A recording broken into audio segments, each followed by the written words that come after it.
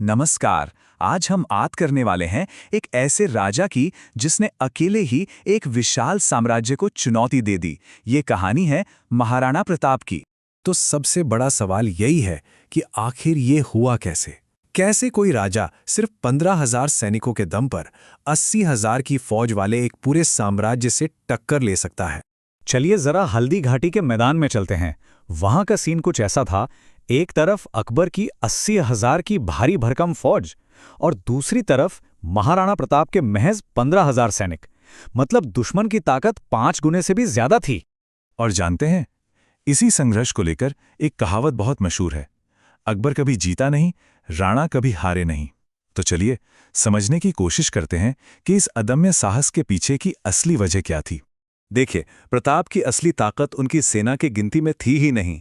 असल ताकत तो थी उनके खुद के अंदर, उनके किरदार में और उनकी जबरदस्त शारीरिक शक्ति में। जरा उनकी ताकत का अंदाजा लगाइए। वो जो कवच पहनते थे, अकेले उसी का वजन 70 किलो था। और सिर्फ कवच ही नहीं, सोचिए, इसके साथ वो 80 किलो का भाला भी उठाते थे। ये उनका मेन हथियार हुआ करता था। और इस बेहिसाब ताकत का एक किस्सा तो इतिहास में अमर हो गया। हल्दी घाटी के युद्ध में उन्होंने एक ही झटके में अकबर के सेनापति बहलोल खान को उसके घोड़े समेत ऊपर से नीचे तक 2 हिस्सों में चीर दिया था। लेकिन कमाल की बात यह है कि इतनी ताकत होने के बावजूद उनमें उतनी ही गहरी विनम्रता थी। वो राजा होकर भी अपने सैनिकों के साथ जंगलों में रहते थे, जमीन पर सोते थे और पत्तों पर खाना खाते थे। और इसी बात ने उन्हें अपने लोगों की अटूट वफादारी दिलाई। तो ये तो हुई उनकी निजी ताकत की बात, लेकिन कहानी यहीं खत्म नहीं होती। प्रताप ने अपनी इस ताकत को मिलाया एक शानदार मिलिट्री स्ट्रैटेजी के साथ। अब समझिए, अकबर के लिए मेवाड़ जीतना सिर्फ अपनी शान बढ़ाने की बात नहीं थी, ये एक बहुत बड़ी स्ट्रैटेजिक जरूरत थी। क्योंकि दिल्ली से पश्चिमी बंदरगाहों तक जाने वाले सारे अहम कारोबारी रास्ते मेवाड़ से ही होकर गुजरते थे। और यहीं पर प्रताप ने अपना सबसे बड़ा दांव खेला। उन्होंने अपने इलाके यानी अरावली की पहाड़ियों के चप्पे चप्पे की जानकारी का इस्तेमाल किया और एक ऐसी गुरिल्ला युद्ध नीति अपनाई जो मुगलों के लिए काल बन गई। प्रताप ये भी अच्छी तरह समझते थे कि ये इतनी बड़ी लड़ाई अकेले नहीं लड़ी जा सकती।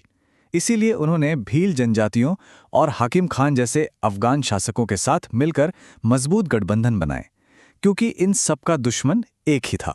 लेकिन जानते हैं, प्रताप का सबसे बड़ा दुश्मन मुगल नहीं थे। सबसे बड़ी चुनौती तो घर के अंदर ही थी, उनके अपने ही लोग।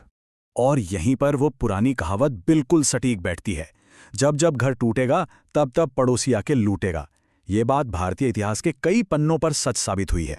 तो असल में प्रताप एक ही वक्त पर दो लड़ाइयां लड़ रहे थे। एक तरफ थी अकबर की विशाल मुगल सेना और दूसरी तरफ थे उनके अपने ही राजपूत भाई बंधु और परिवार के लोग जो अकबर से जा मिले थे। और ये जो अपने ही लोगों का धोखा था ना, ये कोई नई बात नहीं थी। ये तो हमारे इतिहास का एक बहुत दुखद पैटर्न रहा है जो सदियों से बार बार दोहराया गया। इतनी लड़ाइयों और इतने धोखों के बावजूद प्रताप की विरासत आज भी जिंदा है। और ये जिंदा है वफादारी और सम्मान की कुछ ऐसी कहानियों की वजह से जो आज भी हमें प्रेरणा देती हैं। और जब भी वफादारी की बात होती है तो सबसे पहला नाम जहन में आता है चेतक का।